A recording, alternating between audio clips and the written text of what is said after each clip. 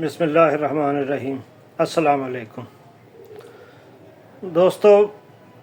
5 ستارے جو ہیں وہ اس وقت ریورس کی پوزیشن میں ہیں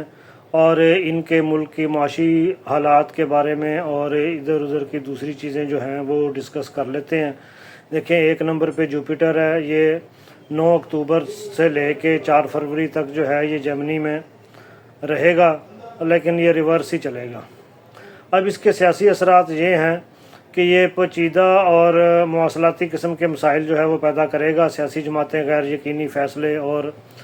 بدلے بیانیے جو ہیں وہ بیانیے بدلتی نظر آئیں گی۔ خان صاحب کی سیاست میں یہ وقت مشکل ہے کیونکہ جوپیٹر کا ریٹروگریڈ جو ہے وہ پچھلی گفتگو اور بیانات میں الجھنیں پیدا کرنے والا جو ہے وہ ستارہ ہے، اور پاکستان کو پالیسی سازی میں غیر یقینی صورتحال کا سامنا جو ہے وہ کرنا پڑے گا اور معیشت پر اس کے منفی اثرات جو ہیں وہ مرتب ہوں گے۔ دوسرا ستارہ جو ہے وہ زحل ہے، وہ پائسز میں 29 جون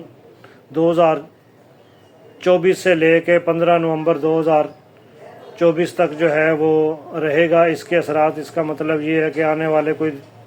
15-20 دن جو ہیں وہ رہیں گے، لیکن ان کے اثرات میں یہ ہے کہ یہ سختی اور ذمہ داری کے مسائل جو ہے وہ پیدا کرتا ہے۔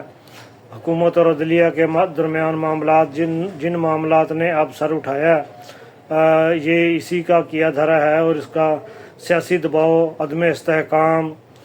اور خان صاحب اور دیگر سیاسی لیڈروں کے لیے یہ وقت خاص طور پر اہم ہوگا کیونکہ زحل سخت فیصلوں اور قربانیوں کا تقاضا کرتا ہے،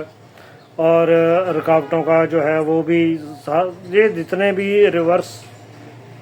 چلنے والے ستارے ہیں ان سے خیر کی توقع جو ہے وہ کوئی بھی نہیں ہے، کیونکہ یورینس جو ہے وہ بھی ریٹروگریڈ میں ہے۔ یہ 1 ستمبر 24 سے آیا ہوا ہے اور یہ 30 جنوری 2025 تک رہے گا۔